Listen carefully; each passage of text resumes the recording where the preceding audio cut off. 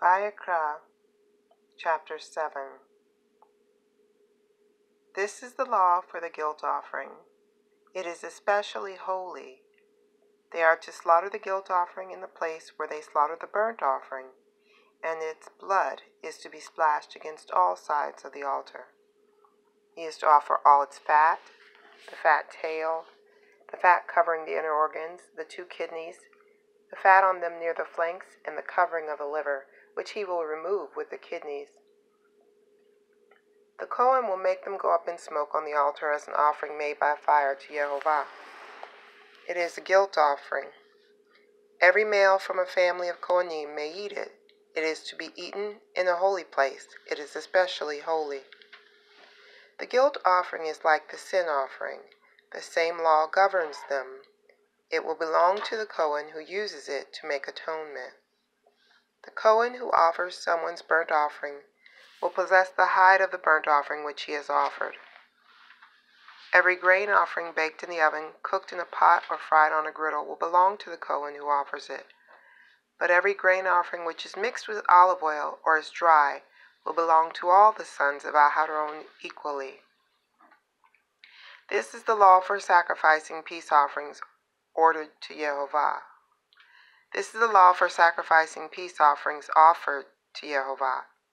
If a person offers it for giving thanks, he is to offer it with the thanksgiving sacrifice of unleavened cakes mixed with olive oil, matzah spread with olive oil, and cakes made of fine flour mixed with olive oil and fried. With cakes of leavened bread, he is to present his offering together with the sacrifice of his peace offering for giving thanks.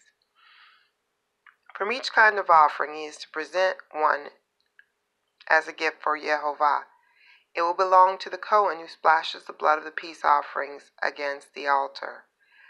The meat of the sacrifice of his peace offerings for giving thanks is to be eaten on the day of his offering. He is not to leave any of it until morning. But if the sacrifice connected with his offering is for a vow or is a voluntary offering, then, while it is to be eaten on the day he offers his sacrifice, what remains of it may be eaten the next day.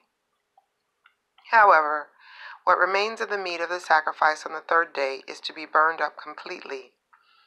If any of the meat of the sacrifice of his peace offerings is eaten on the 3rd day, the sacrifice will neither be accepted nor credited to the person offering it. Rather, it will have become a disgusting thing, and whoever eats it will bear the consequences of his wrongdoing. Meat which touches something unclean is not to be eaten but burned up completely. As for the meat, everyone who is clean may eat it. But a person in a state of uncleanness who eats any meat from the sacrifice of peace offerings made to Yehovah will be cut off from his people. Anyone who touches something unclean, whether the uncleanness be from a person, from an unclean animal, or from some unclean, detestable thing, and then eats the meat from the sacrifice of peace offerings for Yehovah, that person will be cut off from his people. Yehovah said to Moshe, "Say to the people of Israel, you are not to eat the fat of bulls, sheep, or goats. The fat of animals that die of themselves or are killed by wild animals may be used for any other purpose, but under no circumstances are you to eat it.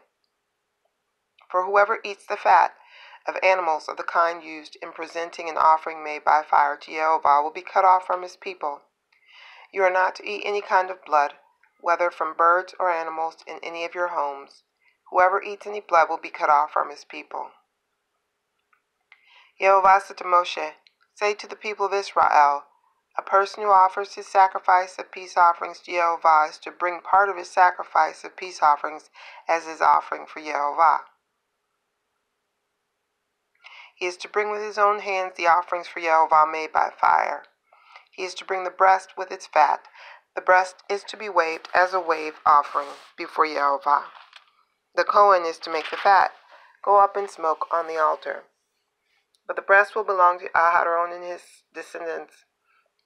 You are to give the right thigh from your sacrifices of peace offerings to the Kohen as a contribution. The descendant of Aharon who offers the blood of the peace offerings is to have the right thigh as his share. For the breast that has been waved and the thigh that has been contributed, I have taken from the people of Israel out of their sacrifices of peace offerings, and given them to Aharon the Cohen and to his descendants as their share forever from the people of Israel.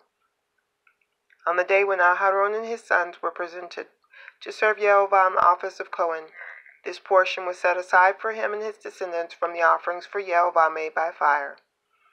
On the day they were anointed, Yehovah ordered that this be given to them by the people of Israel. It is their share forever through all their generations. This is the law for the burnt offering, the grain offering, the sin offering, the guilt offering, the consecration offering, and the sacrifice of peace offerings, which Yehovah ordered Moshe on Mount Sinai on the day he ordered the people of Israel to present their offerings to Yehovah in the Sinai desert.